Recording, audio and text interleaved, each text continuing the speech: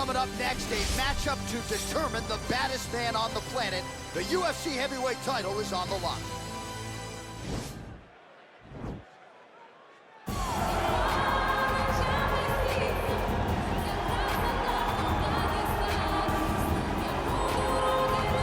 Well, for a long time, he's been mentioned with the baddest men on the planet. For a long time, though, the title fight eluded him. Not anymore. Here he is, the #1 heavyweight contender, finally making this walk and cracking a smile. He's waited a long time for this. He's not expecting a 25-minute war. He believes he has the power and the skills to get this thing done quickly.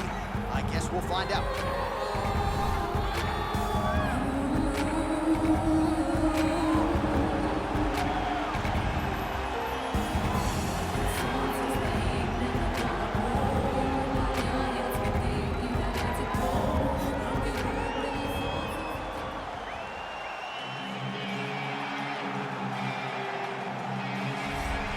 Well, a lot of people think it's the most significant title in combat sports. No argument from me. Baddest man on the planet, UFC heavyweight champion. There he is in the flesh. What an absolute monster. What a title reign it has been. But a serious challenge in front of him here tonight. When this man became the heavyweight champion, a lot of people thought that this challenger was the one who would wrest the belt away. Now the fight is here. We'll see if we get a new champion or if this man continues one of the greatest heavyweight legacies the Octagon has ever seen.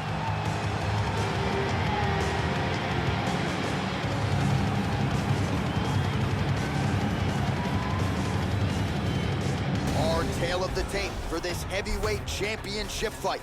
Both fighters are 25 years old. Some differences in height and reach. All right, now for the particulars, he is Bruce Buffer.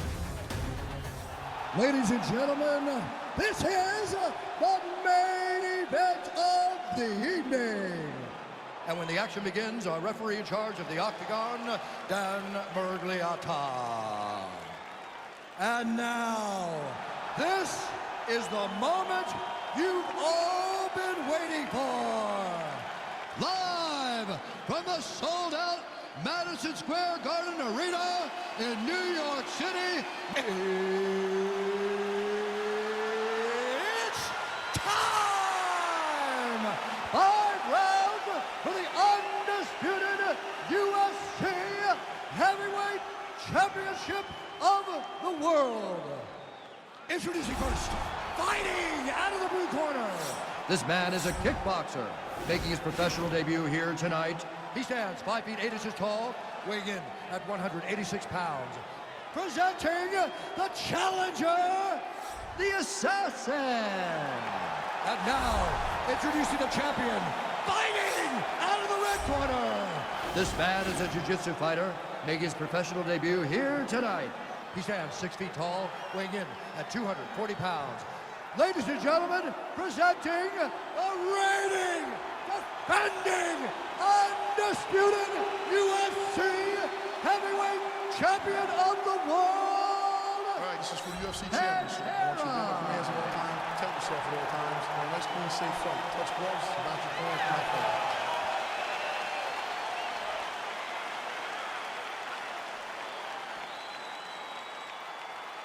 You ready?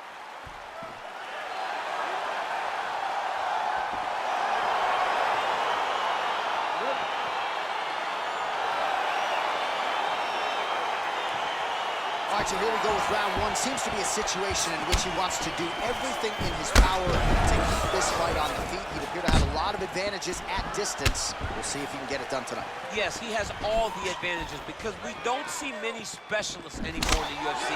Guys can generally do everything, but this guy is a jiu-jitsu player. He wants to get the fight to the ground and start to weave his web of traps to try and find a submission. And now he's in the guillotine.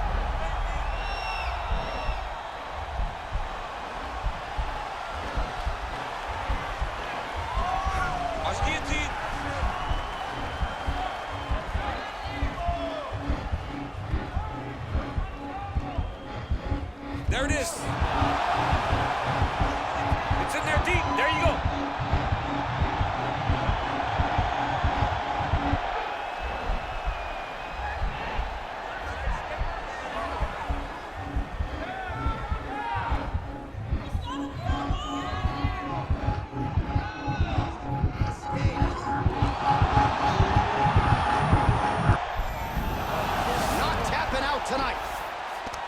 full guard now, DC.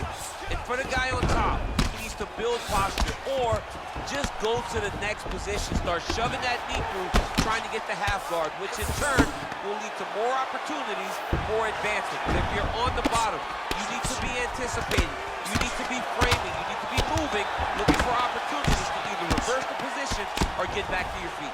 All right, side control now, DC. You know he's in his element on the ground. A lot of tricks up his sleeve. A lot of tricks. 2 minutes remain in the round. All right, bottom fighter here, maybe looking to hip escape, DC. All right, side control now. We'll see if he can advance position. Oh, big combination of ground and pound strikes here, DC. This could be the beginning of the end. I mean, you got to be very careful when you take these big ground and pound strikes. You need a controlled posture on the bottom, and if you're the top guy, the guy that's looking to finish, continue to gain posture and rain down big strikes on your opponent. All right, well, both fighters pretty comfortable on the ground, DC, but you got to be very careful hanging out here for too long if you're his opponent. Nice hammer fist.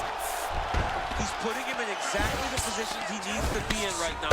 He's able to relax here, and he understands, being a veteran of so many fights, that as long as he's on top, he's winning. He feels like he's winning here.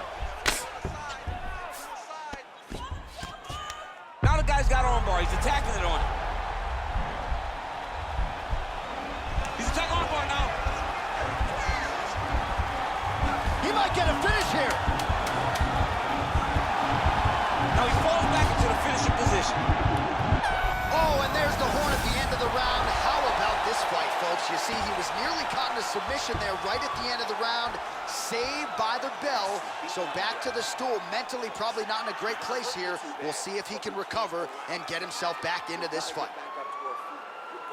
All right, let's take a look back at some of the replays from that last round.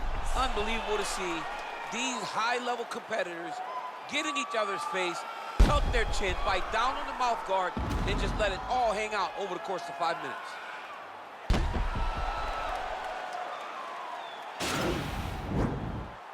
Okay, you ready? Round two. Ready? Second round here. Big punch lands over the top. How's he gonna follow this? Well, you saw the tail of the tape. He has a reach advantage and made good use of it there with that punch. Oh, collar tie. His opponent's got him in the clinch. He needs to break away and get back to his range because he's taking punch after punch from this clinch position. Nice no-leg takedown attempt there, and gotta think that's something that's gonna give him confidence moving forward in this one. A lot of confidence when it happens that easily.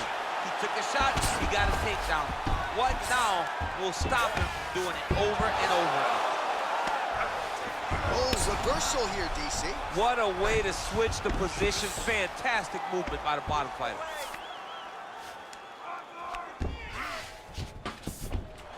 All right, dominant position here. He's got the full mount. A lot of different ways he can go here. Maybe try to find an arm bar or just get the ground and pound. He can attack submissions, but those submissions will present themselves once he is landing that brutal ground and pound he is known for. Because then his opponent will start to get a little bit desperate to get out from under him, which will then in turn leave arms dangling, or he'll turn to his knees and get choked out. Oh, looks like he's transitioned to an arm bar. You cannot stay in the guard of these great jiu-jitsu guys. He's gonna attack arm bar here. You gotta recognize that when a guy starts to put his feet on your hips, you gotta move him off, and you gotta cover. You can't be off to an angle. Oh, now he's in trouble.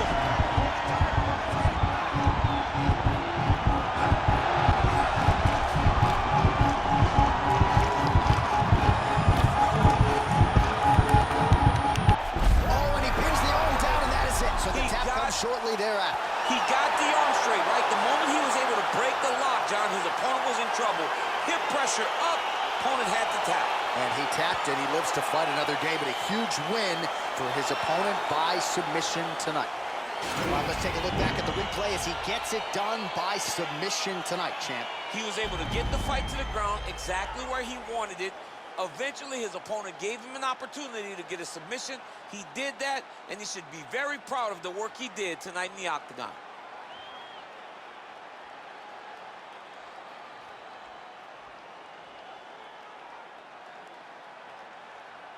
So what a moment for the undisputed UFC heavyweight champion of the world, getting it done tonight and with style points as he submits his opponent to win the UFC title.